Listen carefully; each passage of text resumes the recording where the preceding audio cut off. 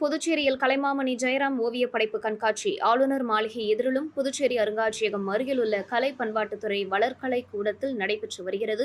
இந்த கண்காட்சி மே 14ஆம் தேதி வரை நடைபெறவுள்ளது. இந்நிகழ்ச்சியில் அசிஸ்ட் வேர்ல்ட் ரெக்கார்டு ஓவியர் ராஜேந்திரன், கலைமாமணி முனுசாமி, கலைமாமணி ஆனந்தவேலு, குமரன், பழனி, ராமன், சக்திதாசன் மற்றும் ஓவியர் அலெக்ஸ் ராஜ் உள்ளிட்டோர் கலந்து கொண்டனர். மேலும் பார்வையாளர்கள் கலந்து கொண்டு ஓவியங்களை பார்வையிட்டு ஓவியர்களுக்கு தங்களது பாராட்டுகளையும் வாழ்த்துக்களையும் தெரிவித்தனர்.